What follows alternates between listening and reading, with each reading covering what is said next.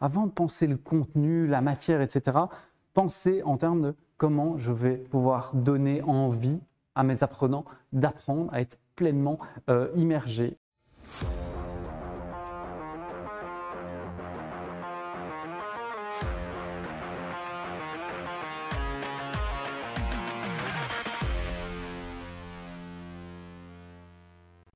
Bonjour à toutes et à tous. Merci avant tout à Molengeek de m'inviter à ce Geek Summit avec pas mal de très chouettes invités et ravi d'être un de ces invités. Je m'appelle Nicolas Roland, je suis Learning Experience Designer, c'est-à-dire que j'accompagne des formateurs, des créateurs de formation, des entreprises ou des organismes de formation à concevoir des expériences d'apprentissage, c'est-à-dire des formations engageantes et qui vont favoriser la qualité des apprentissages. À côté de ça, je suis également intervenant à l'Université Libre de Bruxelles dans un certificat que j'ai co-conçu avec quelques collègues qui s'appelle « Enseigner dans le supérieur avec le numérique ». Alors aujourd'hui, la thématique de cette conférence, c'est comment enseignerons-nous demain. En préparant la conf, je me suis dit que j'avais peut-être été un peu ambitieux de traiter un sujet pareil, parce qu'en soi, ça mériterait une bonne série de confs, une ou deux, trois thèses. Donc voilà, c'est un peu ambitieux, même si j'ai vu que l'équipe de Molengeek a posé systématiquement la question à tous les intervenants. Donc je suis content d'être parmi ceux qui ont un peu préparé la question. J'ai vu lundi la ministre Désir qui disait qu'elle n'avait pas de boule de cristal et donc elle ne pouvait pas nécessairement voir ce qui allait se passer en septembre prochain. Dans la réponse de comment enseignerons-nous demain, il y a peut-être une réponse chez Idriss Abarkan dans sa conférence d'hier qui nous parlait d'une classe il y a 100 ans. Alors, je n'ai pas retrouvé la même photo que lui, mais il nous a montré une classe pas si différente que celle d'aujourd'hui. Moi, j'ai sauté quelques siècles en arrière, au XIVe siècle, où les classes ressemblaient à ceci, et où finalement, si en quelques siècles, les classes n'ont pas vraiment changé, je ne suis pas sûr que demain, du moins en septembre 2021, voire 2022, ça aura beaucoup changé. Donc, sur le comment enseignerons-nous demain, on a déjà plus ou moins la réponse, hein, ça ne changera peut-être pas beaucoup. Donc, on va se poser plutôt la question cet après-midi, comment pourrions-nous mieux enseigner demain et la réponse, je vais vous la donner tout de suite, comme ça, si vous n'avez pas encore mangé, que vous voulez partir du stream, la réponse est là, et puis vous pourrez revenir sur le replay, regarder l'explication de la réponse. Mais donc la réponse, c'est arrêtons d'enseigner, concevons des expériences d'apprentissage. Et je vais vous développer un peu ce que j'entends par le fait d'arrêter d'enseigner et surtout d'aller vers la création d'expériences d'apprentissage. Avant ça, je voulais vous faire participer, toutes les personnes qui sont derrière les streams Facebook, Twitch, YouTube, participer à un petit sondage et savoir comment vous enseigneriez dès demain, donc dès septembre 2021. Pour me dire comment vous pourriez enseigner dès septembre, je vous propose de vous connecter sur cet outil, wooclap.com/geeksummit. Vous mettez ça sur votre smartphone, vous mettez ça dans votre navigateur. Coupez pas le stream évidemment, vous flashez le code et vous nous rejoignez. Ça me permettra de prendre les votes, ce sera entièrement anonyme, donc pas de souci, pas trop de stress sur est-ce que je vais quand même dire mon avis sur tout ça. Je vois qu'il y a déjà quelques personnes qui nous ont rejoints. Je vais attendre juste quelques secondes pour que vous puissiez nous rejoindre et nous donner votre avis sur comment vous allez enseigner demain. Alors, je lance le sondage. Et donc, comment enseignerez-vous demain? Première possibilité de réponse, avec le numérique car c'est plus efficace. Deuxième possibilité de réponse, avec le numérique, car mes élèves ou mes étudiants, si vous êtes dans le supérieur, le maîtrisent déjà. Troisième possibilité, avec le numérique, car cela motive mes élèves et mes étudiants, ou alors sans le numérique, parce que vous n'y voyez aucune plus-value. Je vous laisse voter. Pour l'instant, il y a une personne qui a voté, les autres ne se mouillent pas, voilà, ça arrive. On va avoir les résultats petit à petit. Je ne sais plus si je vous ai laissé la possibilité de faire plusieurs votes ou d'en faire qu'un. Peut-être eu plusieurs possibilités de réponse, mais voilà, je vous laisse voter au fur et à mesure. Je vois qu'il y a la moitié des personnes qui ont répondu, l'autre moitié qui se tâte encore. Ah, qu'est-ce que je mets? c'est anonyme, pas de stress, on ne va pas retrouver votre login Twitch, Facebook ou quoi.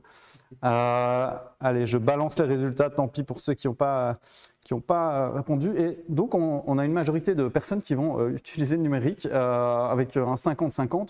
D'une part, 50% d'entre vous qui nous disent que c'est parce que c'est plus efficace pour vous d'utiliser le numérique et c'est plus efficace d'apprendre avec le numérique. L'autre partie, voilà, les chiffres changent peu à peu, une majorité un peu plus importante qui utilisera le numérique car ça va motiver les élèves ou les étudiants.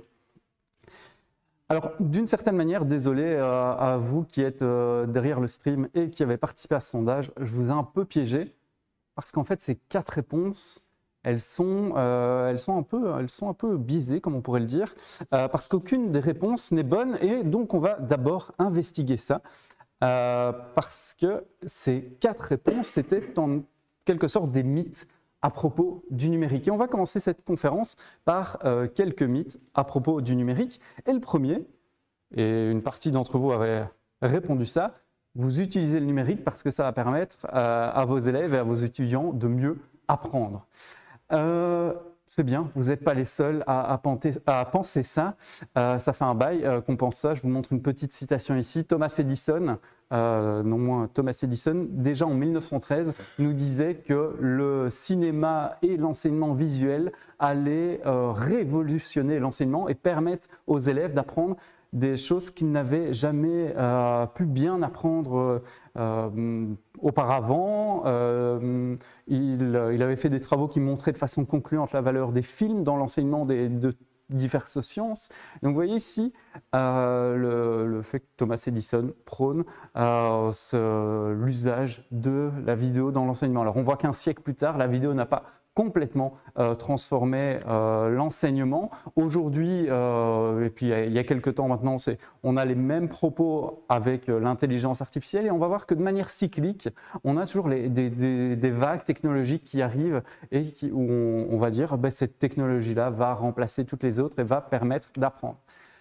Quand on se dit qu'une technologie va permettre à tous les élèves d'apprendre, en fait, on se pose la question, quand on est chercheur, la question derrière qui est quel est l'impact de X, X étant n'importe quel outil technologique, sur le taux de réussite des apprenants. Alors ça paraît simple, et souvent ces recherches elles sont très simples. On va mettre un groupe d'élèves avec l'outil numérique, un autre groupe d'élèves sans l'outil numérique, on les fait vivre une année et puis on voit les résultats à la fin. Bref, il y a eu beaucoup de recherches dans ce sens, et finalement au fur et à mesure du temps, on a vu que ce n'était pas uniquement la technologie qui avait un impact sur les apprentissages. Les facteurs de réussite, comme le dit ici Loisier, les facteurs de réussite sont ailleurs. D'une part, dans la personnalité du pédagogue, c'est-à-dire de l'enseignant qui va accompagner et guider les apprenants, et dans la personnalité, donc c'était dans l'art du pédagogue et dans la personnalité de l'apprenant, donc la manière dont il va s'investir dans la tâche. Vous voyez, déjà on n'est plus sur la technologie, ici c'est vraiment la manière dont les enseignants et les élèves vont utiliser cette technologie. Et puis peu à peu, ces dernières années, on a remarqué, notamment dans les universités, mais un peu partout, qu'au-delà de ce que les enseignants proposaient à travers des outils institutionnels, des plateformes d'apprentissage, etc., les élèves, ils utilisaient également des plateformes plus personnelles, dans cet exemple Facebook, pour des raisons pédagogiques, dans le cadre de leurs travaux de groupe, pour se partager des ressources, pour s'entraider, pour se balancer les examens des années précédentes, pour animer des travaux de groupe. Bref, on voit que l'usage d'outils personnels par les élèves va aussi avoir un impact sur la manière et sur l'efficacité des apprentissages. Et donc, je termine avec ce graphe un peu compliqué que j'ai réalisé dans le cadre d'une recherche sur les tableaux blancs interactifs en 2016. Le but, ce n'est pas de commencer à commenter ce graphique, c'est de vous montrer un peu toutes les relations qui peuvent exister entre différentes variables quand on essaye de comprendre l'impact du numérique, ou du moins l'impact des différentes variables sur l'apprentissage des élèves. Et donc, c'est vous dire que le numérique en tant que tel ne va pas être efficace en lui-même et ne va pas avoir des impacts sur l'apprentissage, mais par contre, qu'à travers l'usage de l'enseignant, la manière dont l'élève lui-même va s'approprier ces outils, il peut y avoir, si on a un peu de chance, une certaine efficacité. Bref, l'efficacité du numérique, c'est un mythe. Deuxième mythe, le fait que les élèves et les étudiants maîtrisent déjà ces outils numériques et donc on va utiliser ça parce qu'ils les maîtrisent. Quand on demande ça aux étudiants, et si vous êtes sur le stream, vous voyez un peu ce graphique, surtout tout vert, c'est pas grave si vous voyez pas tout le reste. Vous voyez que dans ce graphique, on a surtout un graphique vert, c'est des étudiants qu'on a interrogés à l'université, à leur entrée à l'université, où on leur a demandé leurs compétences numériques et d'auto-évaluer leurs compétences numériques. Ce qu'on peut voir ici, c'est qu'ils s'évaluent plutôt positivement. Le truc, c'est que par la suite, on a pris certains de ces étudiants, on les a interrogés lors d'entretiens et on a vu, avec d'autres outils d'observation, on a essayé d'étudier quelles étaient réellement leurs compétences numériques. Et là, ce qu'on a pu voir, et vous pouvez l'observer dans ce graphique-ci, que je ne vais pas détailler complètement, mais ce qu'il faut retenir de ce graphique-ci, c'est que les étudiants ont des compétences pour s'approprier l'information à travers des outils numériques, pour produire de l'information à travers ces outils numériques, mais par contre, qu'ils vont avoir des difficultés en termes de recherche d'informations, d'organisation des médias. Ils vont parfois avoir également des difficultés au niveau social, à savoir quel comportement adopter sur quels outils, etc. Bref, les étudiants sont loin d'être les digital natives qu'on décrit habituellement, et donc d'être nativement et de manière innée, d'être compétents avec le numérique. Donc utiliser le numérique parce que les étudiants le maîtrisent déjà, non, en fait il faut les former. Si bien que dans ce schéma-ci, ce qu'on peut observer, c'est qu'on a demandé à des étudiants qui ont vécu un même cours. C'était un cours qu'on appelle en classe inversée. Donc ils avaient des vidéos à voir avant le cours et ensuite, après le cours, pendant le cours, pardon, ils avaient des études de cas, des résolutions de problèmes, etc. Un dispositif assez simple. Lorsqu'on a interrogé les étudiants, on leur a demandé à quoi ressemble le cours que vous avez vécu. Ce que vous pouvez voir sur ce schéma, c'est un patchwork de couleurs. Donc, les étudiants ont des expériences très diversifiées du même cours qu'ils ont vécu. Et ça, on l'explique à travers leurs compétences numériques. C'est que dans ce cours qui utilisait le numérique, les compétences en littératie médiatique numérique, donc leurs compétences numériques, vont avoir un impact sur la qualité de leurs apprentissages. Certains vont avoir des stratégies d'apprentissage en surface, d'autres vont avoir des stratégies d'apprentissage plus en profondeur.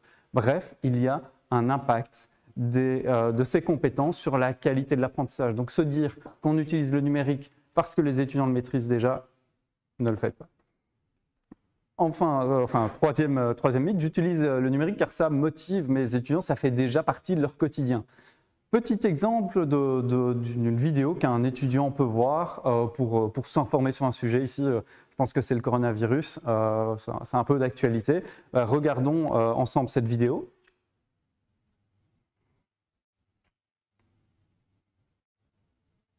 De rumeurs qui circulent à ce sujet, l'idée étant de démêler le...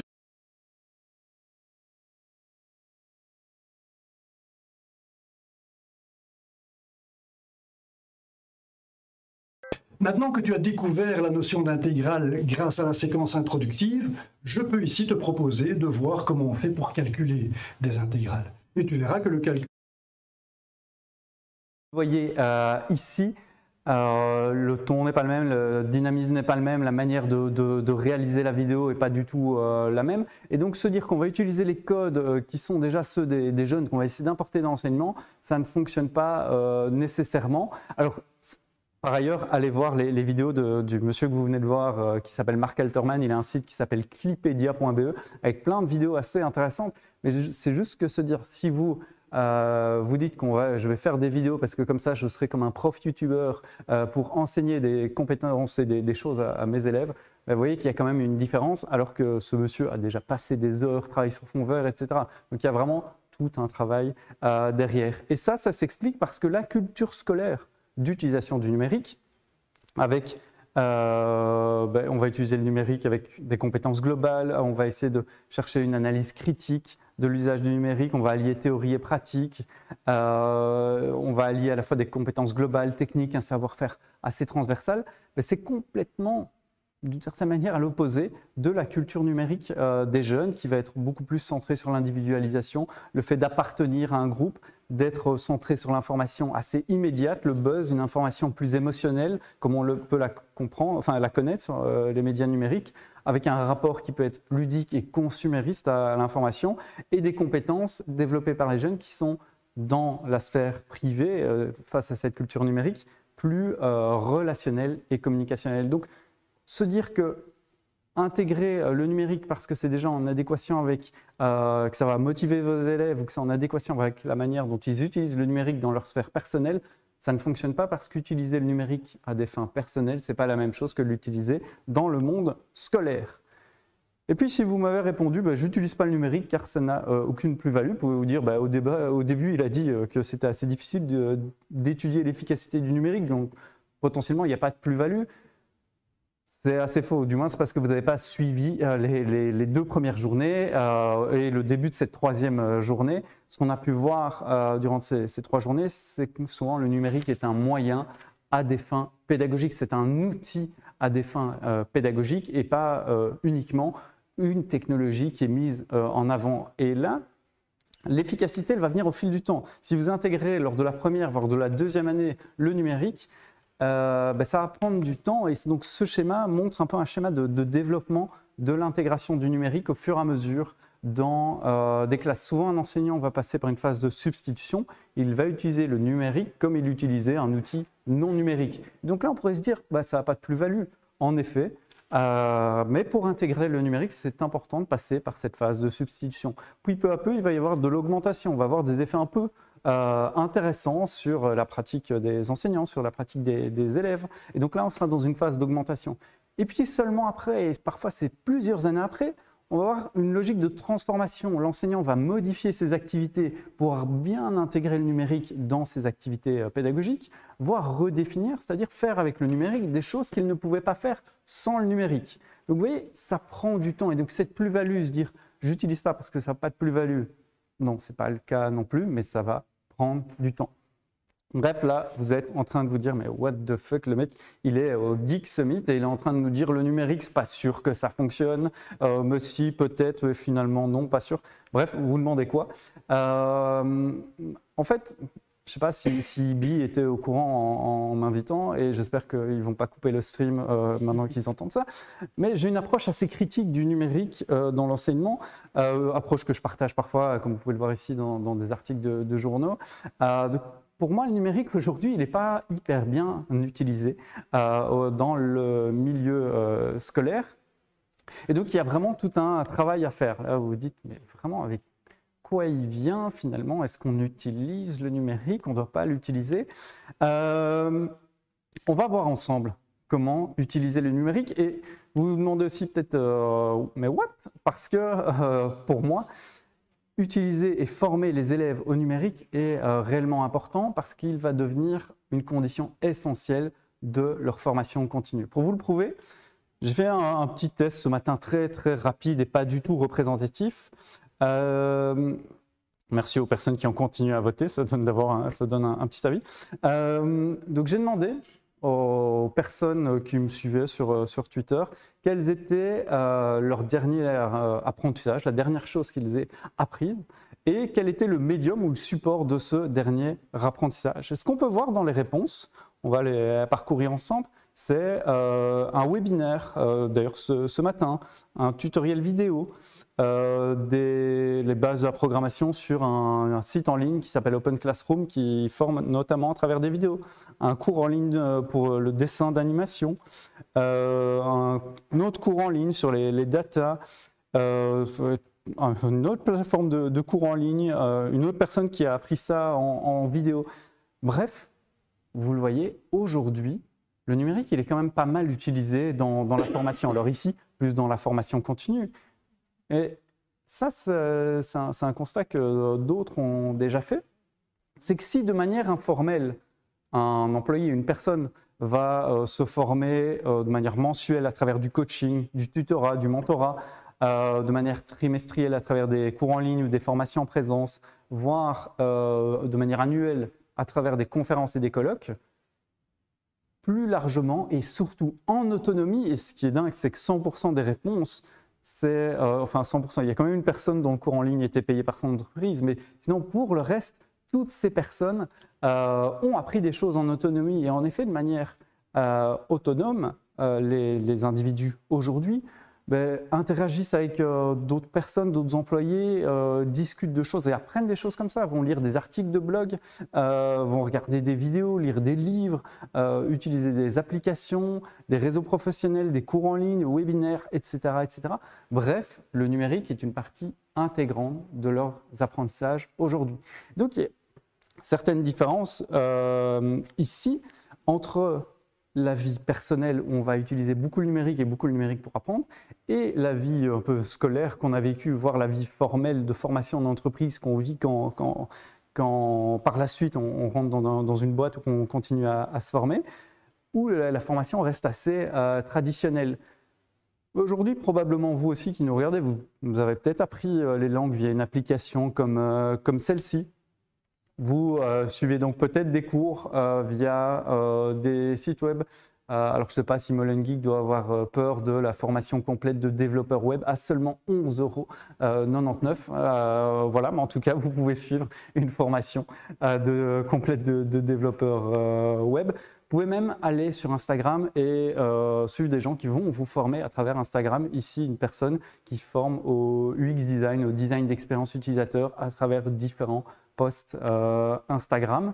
Bref, le numérique est très utilisé dans la formation et dans la formation informelle. Donc, on va utiliser ce numérique à la fois tant les apprenants que les formateurs dans un versant plus informel de la formation, et de manière formelle, on reste dans l'image de la classe que j'ai montrée en début de conférence. Et ce qui est assez intéressant, c'est en termes de timing aussi. Un employé, de manière générale, passe 3h30 par semaine à se former en autonomie, alors qu'en moyenne, il ne se forme que 37 minutes de manière plus formelle à travers ce que son entreprise propose. Donc il y a vraiment une grosse différence de ce point de vue-là. Et le numérique, pour moi, il est une nécessité aussi parce que d'autres le disent. Dans ce rapport d'Agoria qui est sorti il y a 2 ans maintenant, on montrait que la digitalisation allait être particulièrement présente dans 3 secteurs en particulier: l'enseignement, les soins de santé et les services, mais donc dans l'enseignement en particulier. Et par rapport à ça, ce rapport montrait la nécessité d'une mise à jour proactive des compétences de 4,5 millions de travailleurs, donc la moitié en gros de la population belge. Donc vraiment un point important. Et finalement, c'est à ça que je vais en venir. C'est qu'est-ce qui explique qu'on utilise si peu le numérique à l'école, que finalement ils ne paraissent pas si peu efficaces, qu'ensuite quand on est en entreprise ou en formation continue, on utilise très peu la formation formelle, mais qu'à côté de ça, on passe des heures et des heures par semaine à se former en autonomie, à apprendre des choses qu'on aime bien. Et c'est là qu'on voit la notion d'expérience et de raccrocher les apprentissages à l'expérience des personnes. C'est le cas dans l'enseignement obligatoire. Je vais vous donner un exemple dans un instant, mais pensez à la dernière formation continue que vous avez suivie sur un sujet professionnel. Est-ce que cette formation a pris en compte là où vous étiez dans votre environnement professionnel, là où vous en étiez dans vos compétences du boulot? Non, souvent vous revenez en quelque sorte comme si vous étiez à zéro et on va recommencer à développer vos compétences de zéro. Donc ça ne prend pas en compte l'expérience et on ne crée pas une expérience pour vous. Et donc pour moi, dans l'enseignement et dans la formation, on utilise trop souvent une approche qui est à la fois transmissive et technocentrée. J'explique ça tout de suite. Transmissive, c'est que ça, vous voyez peut-être un verre à l'écran. En fait, un verre ou un élève ou un employé, c'est la même chose. Parce qu'aujourd'hui, la manière dont on forme, c'est comme si on remplissait de l'eau. L'eau, c'est le savoir, dans ce verre qui est l'élève ou l'employé en train d'apprendre. On n'essaye pas de le mettre en réelle situation, on ne crée pas une expérience pour qu'il s'engage pleinement. Non, on a une série de verres qu'on vient remplir lors de la formation, ou à l'école, on a une vingtaine d'élèves face à soi, et on vient remplir de savoir. Non, il y a autre chose qui a trouvé que cette approche très transmissive, où les élèves ont ingurgité du savoir. L'autre chose, c'est une approche technocentrée par rapport au numérique. Je vous montre ce graphique du taux d'implémentation en 2018 des tableaux blancs interactifs dans les salles de classe. Vous pouvez voir qu'au Royaume-Uni, ils sont passés à 104%. parce que parfois il y avait plusieurs tableaux blancs interactifs dans une même classe, tellement ils ont investi là-dedans. Sans former les enseignants, sans accompagner les élèves à utiliser tout ça. Et donc, à un moment, ils se sont rendus compte, bah, tiens, finalement, c'est peut-être pas si efficace. Et donc, peu à peu, ils ont commencé à enlever ces tableaux blancs interactifs et à remettre des tableaux normaux, notamment lorsque les enseignants écrivaient à l'indélébile ou au marqueur sur ces tableaux blancs où ce n'était pas forcément effaçable. Bref, ce que je veux montrer là-dedans, c'est que souvent, on va mettre en avant un outil numérique, on va le pousser dans l'enseignement sans accompagner les enseignants, sans accompagner les élèves et sans avoir une réflexion sur l'expérience qu'on va proposer aux enseignants et aux élèves. Et avec la gamification, c'est pareil. Je fais le lien parce que Idriss Aberkane en a parlé hier, mais il n'en a pas parlé en termes de ce qu'on entend habituellement, la gamification. On va mettre des points, des badges, etc. Parce que ça fait appel à la motivation extrinsèque. En fait, c'est extérieur à la personne. Si vous essayez de motiver une personne parce que vous lui donnez des badges et des points, ça a marché un moment, mais il y a un moment où ça ne fonctionnera plus. C'est un peu, si vous dites à votre personnel que vous le formez pour à chaque fois avoir une promotion, oui, mais il y a un moment où ça ne fonctionnera plus non plus.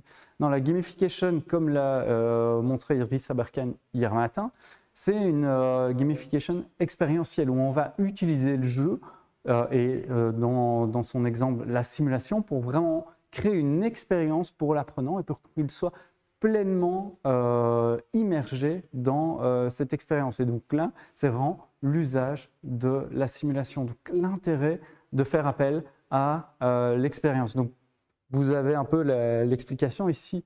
Arrêtons d'enseigner et donc concevons des expériences d'apprentissage. Arrêtons d'avoir une approche de l'enseignement hyper transmissive où on voit l'élève comme un verre vide pour aller vraiment vers des choses, des expériences d'apprentissage où ils vont être engagés.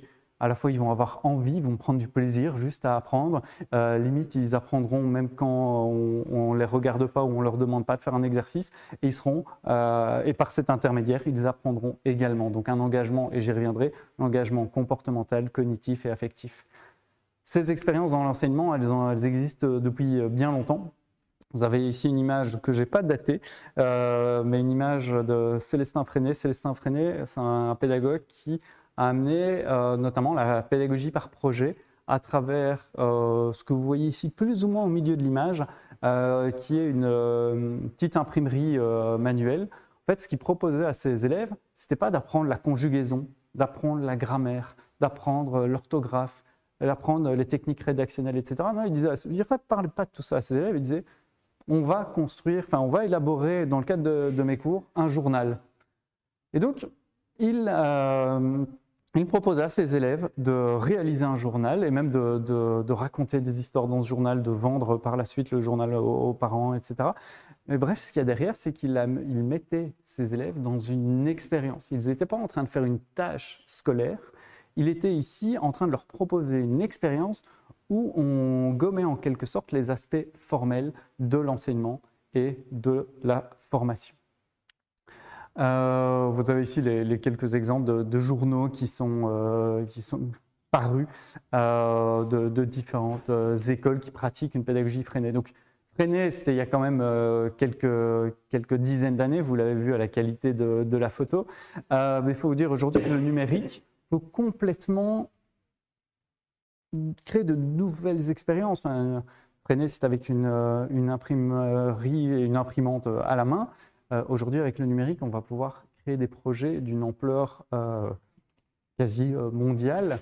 Et donc là, ça ouvre vraiment cette capacité à faire des expériences à un niveau mondial et proposer des expériences d'apprentissage à ces élèves qui sont impensables sans l'usage du numérique. Je vais bientôt m'arrêter, mais avant de terminer, je voulais vous parler de ce rapport que je vous conseille réellement d'aller lire, qui est réalisé par différentes universités, mais notamment la Open University de Grande-Bretagne, qui traite un peu des tendances émergentes dans l'enseignement et la formation. Et ce qu'on peut voir par rapport à ces tendances, je vous montre juste la table des matières, c'est que ces tendances, certes, elles intègrent le numérique, mais elles intègrent le numérique avec une dimension réellement pédagogique et une dimension d'expérience. Vous voyez que dans les tendances qui sont émergentes, il y a le fait de faire passer aux élèves les meilleurs moments possibles, de créer des états mentaux positifs qui les rendent joyeux et rendent l'apprentissage efficace. On va voir l'utilisation de la gratitude et globalement de la rétroaction du feedback comme réel outil pédagogique. On va voir la co-création de cours par les élèves. Donc ici, des pratiques pédagogiques innovantes où le numérique va réellement prendre place, mais dans une expérience qui est une expérience pédagogique. Donc je vous invite vraiment à aller voir ce rapport qui vous donne pas mal des tendances et qui vous montre cette notion. On n'est plus dans l'utilisation du numérique pour enseigner, mais vraiment l'utilisation du numérique pour créer des expériences immersives. Alors, je reviens à ma petite présentation. On pourra peut-être parler de finalement comment on crée ces expériences, mais juste pour conclure, qu'est-ce que vous devez retenir de ces 30 minutes de discussion et surtout, on va pouvoir discuter. N'hésitez pas à poser vos questions dans le chat pour poser des questions plus concrètes, plus précises. Que retenir de ces 30 minutes? Premièrement, en tant qu'enseignante, enseignant, en tant que formateur ou formatrice, vous devez donner envie d'apprendre à vos apprenants. Avant de penser le contenu, la matière, etc., pensez en termes de comment je vais pouvoir donner envie à mes apprenants d'apprendre, à être pleinement immergés. Et en fonction de ça, concevoir une expérience qui va vraiment être une expérience de qualité qui se base sur qui sont vos apprenants, qui se base sur leurs besoins, et qui va leur permettre de développer leurs compétences. Troisièmement, c'est de développer des stratégies d'engagement des apprenants. Je vous ai parlé de ces 3 sortes d'engagement. C'est d'une part un engagement comportemental. Les apprenants vont réellement être présents et réellement être impliqués dans les expériences d'apprentissage que vous allez leur proposer. De l'engagement cognitif à travers ce que vous allez leur proposer. Pensez au journal de Freinet, ils vont apprendre des choses. On n'est pas juste en train de faire un journal. En fait, ils apprennent la grammaire, l'orthographe, les techniques rédactionnelles. Donc, un engagement cognitif, ils apprennent. Et puis, un engagement affectif. Ils ont, limite, les élèves de Freinet, ils avaient trop envie d'aller à l'école pour continuer leur journal. Ils n'étaient pas en train de se dire aujourd'hui, ça va être un cours sur l'orthographe, etc. Ça ne me botte pas. Non, on est vraiment dans l'idée d'un engagement affectif. Ils vont prendre du plaisir à apprendre. Et ça, je trouve que finalement, on n'aura pas tant parlé que ça, le plaisir dans l'apprentissage et la recherche du plaisir dans l'apprentissage. Dernière chose, créer ou utiliser du contenu de qualité. Ça, c'est une dimension importante et je sais que pour les enseignants, c'est parfois difficile de se dire qu'on va utiliser un contenu qui n'est pas le nôtre.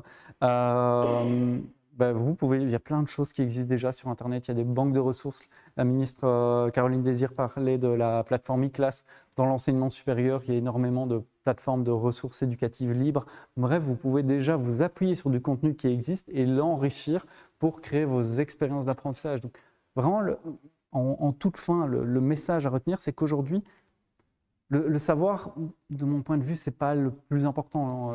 Pas dire que le savoir est déjà disponible par ailleurs, etc. Mais en tout cas, les contenus sont disponibles par ailleurs. Votre travail d'enseignant, d'enseignante, de formateur, de formatrice, c'est aujourd'hui de designer l'expérience où vous allez proposer ce savoir. C'est plus juste de transmettre ce savoir. Et là, les outils numériques prennent pleinement leur sens parce qu'ils vont soutenir la création et la réalisation de ces expériences d'apprentissage. Je vous remercie et j'attends vos questions à travers le chat. Voilà, effectivement, je viens vers vous pour vous poser les questions du chat. Pour commencer, une petite remarque. Donc, Aladi51 qui dit « Salut, mec, virgule, tu ressembles à mon père, c'est tellement incroyable, point. » Nickel, fais des captures, c'est cool. Et envoie-moi le blaze, la photo, enfin non, sur Twitch, c'est pas possible. Contacte-moi, donc il y a mes coordonnées, envoie-moi la photo, comme ça, si j'ai un frère jumeau caché, peut-être que... Et justement, en parlant de liens, donc Rabia nous a demandé si vous pouvez nous rappeler votre site. Alors, c'est dans mon adresse mail, caféine.studio. Si pas, j'ai un blog qui s'appelle One More Espresso. Vous Vous allez voir que j'aime beaucoup le café. Hein. Donc, Caféine Studio, là, c'est One More Espresso, ça va charger. Hop.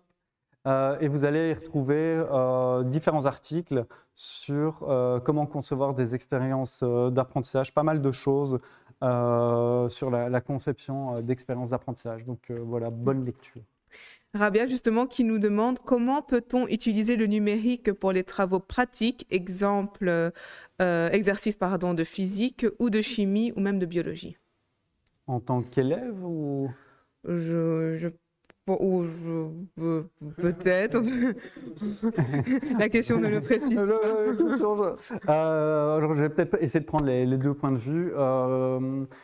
En tant que prof, je ne vais pas rentrer parce que je suis une bille en physique, je ne vais pas essayer de vous faire des trucs et faire l'expert. Il y a une personne qui était allée voir, je vais essayer de pas, je vais la chercher en même temps que vous, comme ça je vais essayer de bien dire son nom et son prénom. Julien Bobroff. On va chercher, hop, ça va charger. Le Wi-Fi n'est pas dingue ici. Hein. Mais voilà, Julien Bobroff. Vous tapez, il est intervenu sur Combini, et il fait plein de vidéos où il explique comment il enseigne la physique et des travaux pratiques de physique en tant qu'enseignant, tout le matériel qu'il utilise, un peu comme vous, il utilise OBS, il fait du streaming, il a différentes caméras, il va concevoir des expériences immersives avec ses élèves, donc ses étudiants, parce que c'est à l'université. Il en parlera 1000 fois mieux que moi, il y a pas mal de ressources. En tant qu'étudiant. Oui, la question était bien en tant qu'enseignant. Ah, bah alors c'est nickel. Vraiment, il en parlera 1000 fois mieux que moi. Il y a pas mal de vidéos et donc allez voir Julien. Écrivez-lui, il est aussi super sympa. Une autre question de Abdelatif Katabi qui demande dans quelle mesure le numérique peut devenir un obstacle plutôt qu'un facilitateur ou aide didactique pour l'apprentissage, puisque le principe de la construction du savoir est avorté. Je me permets de boire un coup parce que la question était pour réfléchir. Sinon, il nous dit bonjour et bravo. Ah non, c'est une autre personne. Voilà. Alors, à quel moment ça devient un obstacle? Alors, malheureusement, aujourd'hui, et c'est ce que j'essaie de montrer aussi dans la conférence, c'est que le numérique, c'est un obstacle dès le moment où on l'introduit en tant qu'enseignant. Parce que vu que les élèves et les étudiants ne sont pas accompagnés et pas formés à utiliser le numérique, directement, on va se baser sur des compétences qu'ils ont ou pas. En tout cas, ce n'est pas forcément l'enseignant qui va former à ces compétences. Donc, pour éviter cet obstacle, une chose qui est importante, c'est que dès qu'en tant qu'enseignant, enseignante, formateur, formatrice, vous proposez du numérique, faites attention à bien former vos élèves ou vos apprenants à l'usage des outils numériques, à la manière dont vous souhaitez qu'ils les utilisent. Et donc, souvent, le premier obstacle, il est là, parce qu'on ne va pas former et donc on va se baser sur les compétences que les élèves ou les apprenants ont en arrivant. Et là, on crée des inégalités entre les élèves. Après, propre à chaque technologie, à chaque matière, il peut y avoir des difficultés qui sont spécifiques. Mais là, ce serait un débat à part entière. Donc voilà, c'est vraiment première difficulté, ce sont ces potentielles inégalités numériques liées aux compétences numériques des élèves. Voilà, et une autre quête de Lamia qui demande le lien vers le rapport, s'il vous plaît. Je ne sais pas c'était quel rapport. C'est Innovating Pedagogy. Je vous remets l'image. Franchement, vous cherchez dans n'importe quel moteur de recherche, mais Google, vu qu'Irrigert c'est passé, c'est quand même mieux d'utiliser. Mais dans n'importe lequel, tapez Innovating Pedagogy. Vous allez voir que vous allez tomber sur un blog. Chaque année, Open University publie un rapport sur les tendances émergentes en termes d'innovation. Donc voilà, ce sera plus simple que vous donner le nom de ce blog avec des points, le nom de l'université / le service de recherche, Innovating Pedagogy, dans votre moteur de recherche et vous trouvez ce rapport. Voilà, c'est tout pour les questions. Je vous remercie pour votre attention, pour cette conférence. Vous avez aussi mon adresse email. N'hésitez pas à m'écrire s'il y a quelconque question qui subsiste. nicolas@cafeine.studio. Je vous souhaite une bonne après-midi pour la suite du stream. Bon amusement.